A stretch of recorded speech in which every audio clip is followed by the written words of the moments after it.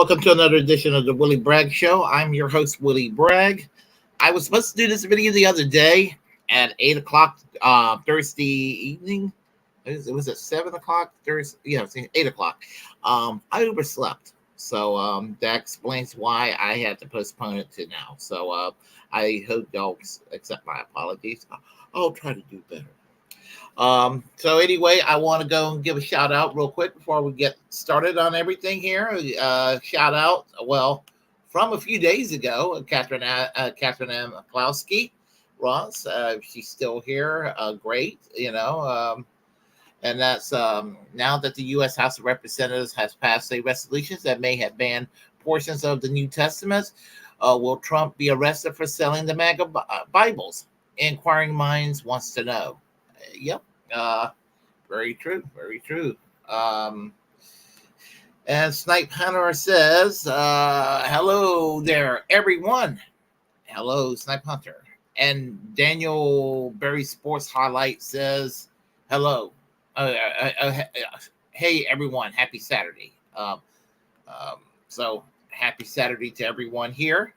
And so let's get started. Shall we say, to the meat and potatoes of everything that we're going to talk about. And that is the what is called the Anti-Semitism Awareness Act, which just passed the U.S. House of Representatives the other day.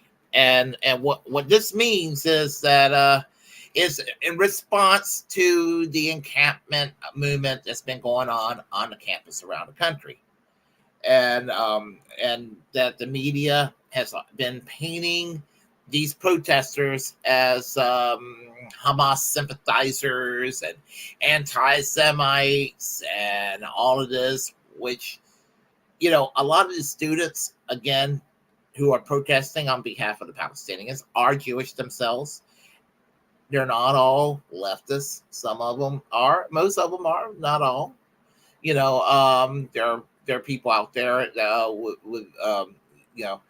with various points of view on Israel itself, ranging from those who hate the existence of the physical state of Israel to people who may even support the state of Israel but do not like what they're doing to the people of Gaza. So there's a lot of nuance out there when you think about this, but people want to reject nuance all across the board. But the purpose of these protests is to call into action what the American role is in supporting this government in Israel, what they're doing in Gaza, and urging some of these universities to, at the very minimum, to until this situation is resolved, to go in and to cut relations off with Israel. And people acting like, oh, these are the worst people in the world, and so there are movements out there. There, like, you're hearing reports on the news. I think a lot of it's exaggerated, and any area where it's actually true are very, very, very, very minimal. And I think there are also agent provocateurs that will go and exaggerate shit to make the whole movement look bad. And I just want to go lay that out there right now, because anytime there is a popular uprising on the left over whatever issue, that the right and that even the liberal establishment who are scared of such movements, they're going to go and try to smear these popular movements and try to make them out to be like they're like they're evil or something like that. So, it's always good to kind of have as much information as you can to kind of thwart off any of these critics. And this is why I'm doing this in my tiny little humble way. If there's anything I could do to offer any kind of assistance to try to thwart off the negative narratives that the other side may try to throw at this situation here. Now, the Anti-Semitism Awareness Act, which passed the U.S. House this past week, What happened with this piece of legislation, in my view, did not need to take place. And I want to make this clear that when it comes to anti-Semitism, I am passionately opposed to anti-Semitism, just as I am passionately opposed to racial bigotry, just as I am passionately opposed to homophobia, just as I am passionately opposed to any form of prejudice based on whatever demographic somebody belongs to. And I want to make that clear. But this legislation, this Anti-Semitism Awareness Act, is not just about the simple concept of combating anti-Semitism. It's about silencing criticism of Israel. Where else? What other legislation exists where you're forbidden to talk about another country? There's no legislation that forbids you from criticizing Norway or criticizing, I don't know, criticizing, I'm trying to think any other country, New Zealand. I'm trying to think of a country that's not pissing anybody off at the moment. Or controversial countries like China or Saudi Arabia or Iran. There's no bill in Congress saying, well, you can't go and criticize those countries. So why have legislation? Because in the bill itself, part of it is, dealing with people who criticize Israel. And that's really what it's all about. I think this video clip here, and this video clip is by The Amazing Atheist. It's a short video, a little video clip, and it pretty much states very well what my position is. If I can find this, let's see. Yeah, here it is. Very well said. As soon as it's being played.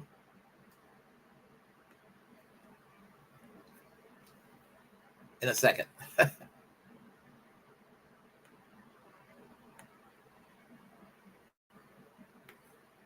One moment.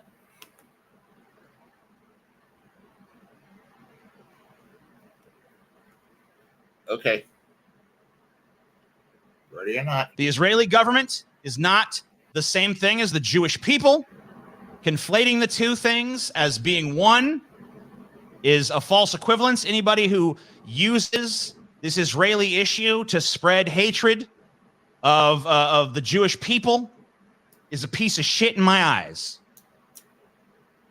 But I will not be scared off of criticizing the fucking state of Israel just because the very same people who ignore racism in this country and who ignore the racism of Israel will instantly play the race card the second that you criticize the anti-humanitarian behavior of this apartheid ethno-state. The Israeli government is not the same thing as the Jewish people. Conflating the two things as being one is a false equivalence. Anybody who uses this Israeli issue to spread hatred of the Jewish people is a piece of shit in my eyes. But I will not be scared off of criticizing the fucking state of Israel just because the very same people who ignore racism in this country and who ignore the racism of Israel will instantly play the race card the second that you criticize the anti-humanitarian behavior of this apartheid ethno-state. And that is my sentiment right there. That's my sentiment. Zionism and Judaism are not the same. I mean, there are people out there who are Christian Zionists, and dare I say, a lot of Christian Zionists are anti-Semitic, by the way. And we've been through that before. I've talked about that issue. But what he says pretty much is how I view this whole situation. And I just needed to have that said right there. But so let's talk about the legislation itself. And the legislation itself, it was It passed in the U.S. House with 70 Democrats and 21 Republicans voting against it. Thomas Massey and Matt Gaetz were amongst the names on the Republican side who voted against the legislation. Massey, because he has innate libertarian tendencies, and Matt Gaetz, well, there's some libertarianism in him, but he also he's also fearful of the legislation going after Christians over biblical interpretations of that sort of thing. Because a lot of anti-Semitism is, especially on the right, has always been based on Christian interpretations. And y'all know this. Y'all know the thing, and I won't say it because that it is controversial. Mel Gibson made a movie about it. It was very, very controversial there. So, but the Anti-Semitism Awareness Act was introduced to the House, and again, as I said, it passed, and it's been introduced in the U.S. Senate by Senator Tim Scott of South Carolina. And here in the tweet says, the House just passed my Anti-Semitism Awareness Act. This is a momentous step toward rooting out anti-Semitic hate and protecting the rights of the Jewish students on college campuses across America. Okay. If there are any Jewish students or any students being harassed, I'm opposed to it, honestly. But again, I think some of this shit's been extremely exaggerated by a lot of right-wing media out there, and they had their reasons for doing this. One is to punch left. Also, also is to they have a culture war that they have to go and fight, and they have to go and prove. They're, a lot of them they're not pro-Jewish, but they have to go and lick Israel's asshole, and this is a kind of a symbolic way of them doing so. This piece of legislation, and it was bipartisan, of course, it's more than likely to pass in the U.S. Senate, in my judgment. And I don't like the idea of this legislation. It is, in my view, unconstitutional. It to me, it violates the First Amendment, obviously. I don't like Glenn Beck, but Glenn Beck, who is a neocon and a Christian Zionist, is one of the few of that mindset that's actually opposed to the bill. He actually is kind of nervous about this bill being passed, and good for him. I mean, stop clock gets right time twice a day.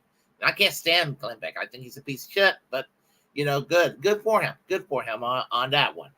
A stop clock gets right time twice a day. So the thing about it is, this bill is dangerous. There's a lot. It's a slippery slope, and anybody in their right frame of mind would be opposed to this thought crime, this Orwellian nightmare of a bill, thought police, basically. I mean, you go hurt Israel's feelings, you get sent to jail, or you get fined, or you get. I mean, how can you implement this Anti-Semitism Awareness Act? Do you go find old tweets of somebody saying quote unquote F Israel? Do you go what do you do? Find a video of somebody criticizing Israel? Do you go and have the government tell people, go ahead, report somebody who made an anti-Israeli remark to the authorities? We go send out a warrant for their arrest. Do we find them? Do we send them to sensitivity training classes? What do we do? Can you imagine the same people, especially on the right, if we did this for, African Americans or Muslims or LGBTQ or whatever other demographic, they'd be opposed to this in a heartbeat. And if you're going to do this, and honestly, if you're going to do this for one group, you got to do it for all. I mean, even, to me, you got to be consistent. And, I just am uncomfortable by this legislation. So, hold on a second here. This is from Truth Out article here. Let me get that ready for you. This is from Truth Out. House passes bill to define criticism of Israel as anti-Semitism. Yes, so here we go. Jewish-led groups slammed the legislation as a tool for silencing the movement for Palestinian rights. Ben Wilkins from Common Dreams, May 2nd, 2024. As you can see, it says Jews for ceasefires. Now, as I said, there's a lot of Jewish voice on behalf of the Palestinians. House lawmakers voted overwhelmingly Wednesday to approve legislation directing the U.S. Department of Education to consider the dubious definition of anti-Semitism, despite warning from Jewish-led groups that the measure specifically conflates legitimate criticism of the Israeli government with bigotry against the Jewish people.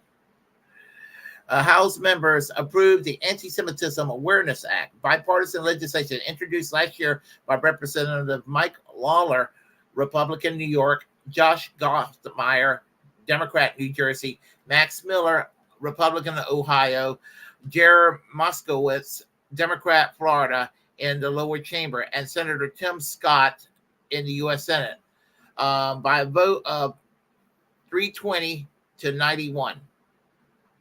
Both progressive Democrats and far-right Republicans opposed the language in the bill. The former objected to conflating criticism of Israel with hatred of Jews, while the latter bristled at labeling Christian scripture, which posits that Jews, did something to Jesus as anti-Semitic. I had to kind of, do that to, why. Anti-Semitism is the hatred of Jews. Unfortunately, one doesn't need to look far to find it these days. But supporters of this bill are looking in the wrong places. The Jewish-led group Americans for Peace now said following Wednesday's vote, they aren't interested in protecting Jews, he added. They are interested in supporting right-wing views and narrative on Israel and shutting down legitimate questions and criticism by crying anti-Semitic at everyone, including Jews who oppose Israel's far-right government. And that's what it comes down to. With the disingenuous effort, House Republicans have failed to seriously address anti-Semitism, Siskins added. I hope the Senate does better. That's there more. Okay. The legislation would require Department of Education to consider the International Holocaust Remembrance Alliance working definition of anti-Semitism when determining whether alleged harassment is motivated by anti-Semitic animus and violates Title 6 of the Civil Rights Act of 1964, which prohibit discrimination on the basis of race, color, and national origin in programs and activities receiving federal financial assistance, including college and universities. Lawler's office called the proposal a key step in calling out anti-Semitism where it is ensuring anti-Semitic hate crimes on college campuses and properly investigated and prosecuted. While Gosmeyer emphasized that the IHRA's definition underscores anti-Semitism, including denying Jewish self-determination to the ancestral homeland of Israel and applying double standards on Israel. Critics says the trouble with the IHRA working definition, it conflates legitimate criticism and condemnation of the Israeli policies and practices with Jewish bigotry and forces people to accept the legitimacy of a settler colonial apartheid state engaged in illegal occupations and possibly genocidal war on Gaza. And of course, the ACLU strongly oppose this legislation, and that's a sample sample tweet there. But as the ACLU noted last week in a letter urging lawmakers to reject the legislation, the IHRA working definition is overboard. It equates protected political speech with unprotected discrimination, and enshrining into it regulations would chill the exercise of the First Amendment right and risk undermining the Department of Education legitimate and important efforts to combat discrimination. Criticism of Israel and its policies is political speech, squarely protected by the First Amendment. But the IHRA working definition declares denying the Jewish people the right to self-determination by claiming that the existence of the State of Israel is racist endeavor, drawing comparisons and contemporary Israeli societies to that of the Nazis, and applying double standards by requiring Israel behavior not expected and demanded by any other democratic nations are all examples of anti-Semitism. Jewish Voice for Peace action slam what is called IHRA's the controversial, dangerous misdefinition that does not help fight real anti-Semitism and the only tool for silencing the movement for Palestinian rights. The Israeli government bombardment and siege of Gaza has killed over 34,000 people in 6 months. The group said on the social media, Congress must stop attacking the students and faculty members who are trying to stop this genocide and instead focus on the U.S. Complicity in Israel's attack. Israel's Gaza onslaught has sparked a wave of nonviolent students-led protests across the United States and around the world. Some of these protests have been violently repressed by police, while anti-genocide activists, including Jews, have been branded anti-Semitic for condemning Israel's crimes or defending Palestinian legal rights to resist them. Americans for Peace Now, and that while is deeply concerned about the escalating anti-Semitism in the United States and globally, the legislation poses significant threat to free speech and open discourse. Equating criticism of the Israeli government with anti-Semitism is a tactic used to stifle important discussions on Israeli policies and actions, thereby hindering the broader effort to combat true instances of hatred and discrimination against the Jewish community, the group added. Ken Stern, the Bard Center for the Study of Hate and lead drafter of IHRA working definition, warned years ago Jewish groups have used the definition as a weapon to say anti-Zionist expressions are inherently anti-Semitic and must be repressed. Imagine if Black Lives Matter said the most important thing the Biden administration could do is to remedy systemic racism, is adopt the definition of racism, and that definition included, for example, opposition to affirmative action. Stern wrote in 2020. Obviously, sometimes opposition to affirmative action is racist, sometimes it is not, he added. The debate about systemic racism would be changed to a free speech right, and those with reasonable concerns about affirmative action correctly upset that the state was branding them racist. So anyway, that's pretty much what that's pretty much the crux of the article there, and in a nutshell, pretty much saying that again, this threatens free speech rights, and of course it threatens free speech rights, and this is why it must be opposed. And I hope that the ACLU and the National National Lawyers Guild, Center for and other like-minded civil liberty groups get together and unleash the hounds of hell in litigations to put a stop to this. It gets taken to the Supreme Court, or and this law gets struck down as unconstitutional. I don't see how this law could stick. I really don't see how this law could stick. But then again, we live in an ass backwards time period in America. So there is that, shall I say. So, but on the internet here, on Twitter, let me do this. Okay. On Twitter, I have some friends online that has something to say, and one enemy has something to say about this. One friend, Black in the Empire, said anti-Semitism is disgusting, and so is weaponizing, accusing people of anti-Semitism to help a country continue their genocide. Well said, Black in the Empire. Big Mad Crab, who's with INN, has this to say. He put this out, and I have actually been saying this in my own way. Let me find it real quick. The entire U.S. system of government is in a single headline. Pro-Israel agitators shout, blank the Jews. And I think you can see what it says there. Blank the Jews. Gets everyone arrested.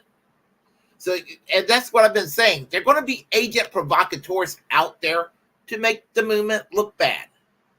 And, it's funny because, when January 6th happened, and when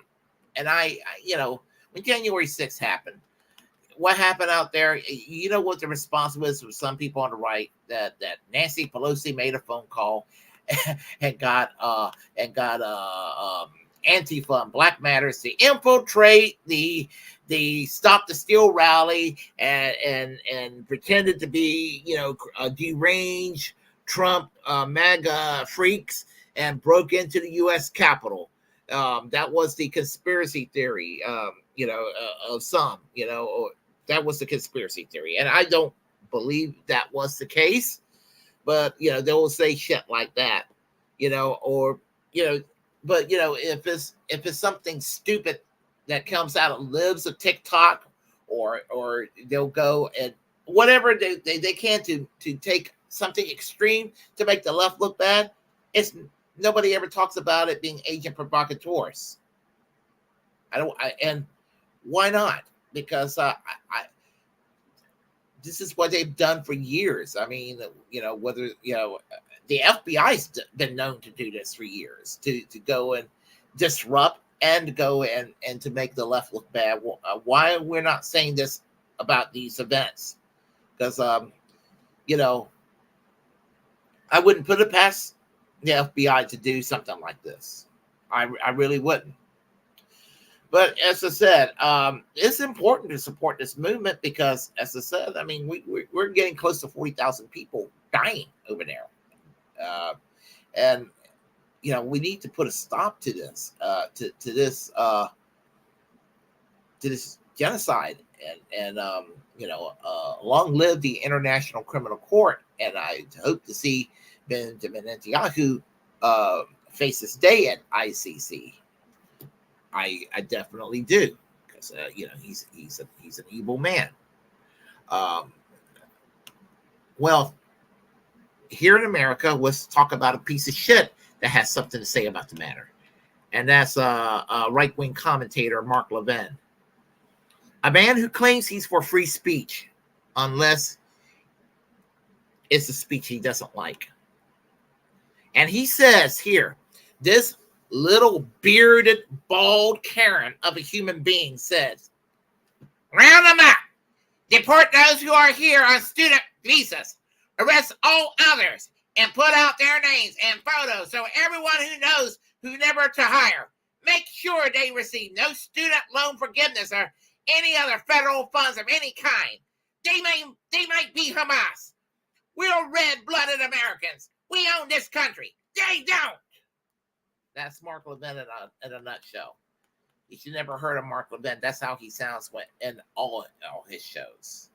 So the response here is, we see where Mark Levin stands. Israel all the way, huh? Let's see here. Let's see. Let's do it. Let's see. Hold on. Who is behind cancel culture?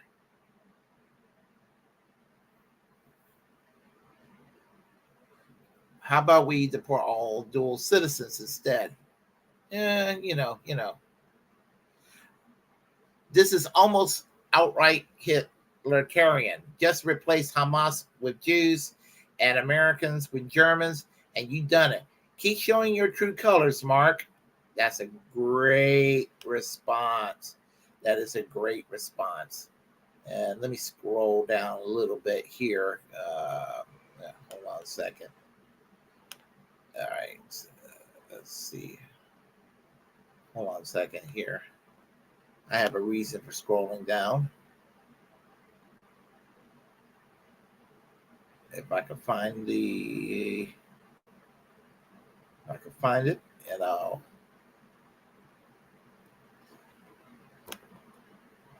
give me a couple more seconds. If I can't find it, that's fine. But I'm hoping I'll be able to find it. I found it a few days ago. I made it a point to talk about it. Reference. And I am not. Oh, here we go. This is from No Label, the No Labels Pod. Chris Legion, our friend. He said, "What's next? Concentration camps and gas chambers?" And this is the kind of bullshit we're dealing with Mark Levin. You know, these people don't care about free speech like they claim they do. So, you know, fuck Mark Levin. Yeah, I mean, I got blocked the other day by Dave Rubin because Dave Rubin, was talking about cracking down on these students. I said, well, why you claim to be for free speech, yet you're not for free speech? And yeah, I mean, I trolled his ass. I kept on asking them the same question over and over and over and over again, trying to get an answer. He got tired of saying it, so he blocked me. Coward. So anyway, so the point I'm trying to make is that, I'm not exactly the most patriotic American in the world and everything, but if there's anything I am conservative on is the Constitution, and that is to preserve that. And that means preserving free speech rights, not free speech when it's only convenient. And to people like Mark Levin, he only supports the First Amendment when it's convenient to him. And the First Amendment is meant to be there for everybody, even when it's not convenient. But this is the fuck your feelings crowd. Then all of a sudden they become little pussies when their feelings are hurt and the shoe's on the other foot. So anyway, Gray Patine says happy Saturday. Let's see. The ghost of Henry Kissinger. How are you doing? Willie coming to say hi. Wish you eternal damnation and whatnot. All right. Let's see here. Earl of Laurel. How are you doing from Wilmington, North Carolina?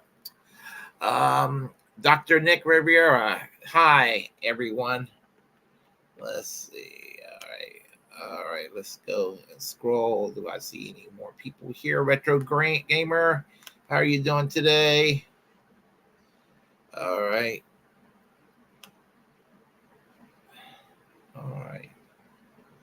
And I'm going to cut this short because I have to go to work in a little while, and I have to eat, and I have to take my medication at a certain time. I've lost 7 pounds this week. It doesn't show, but I've lost 7 pounds this week, and I'm very happy about that. So I'm trying to keep a good thing going. So anyway, if you like what you heard, please press like and comment. Comment if you disagree with what I have to say. And we'll have a conversation. Feel free to share the content on this channel. As a First Amendment absolutist, it's my duty to inform you to create your own platform and utilize it, because we are, in fact, the muckrakers of our time. And feel free to subscribe to the Willie Bragg Show on all my platforms: YouTube, Twitch. Follow me on Twitter, Rumble, yada yada yada. So, remember to always reject corporate media. Free Palestine. Free Julian Assange. free healthcare. It's all interconnected. Free speech for all, too. Y'all take care. I will see y'all next time. Peace.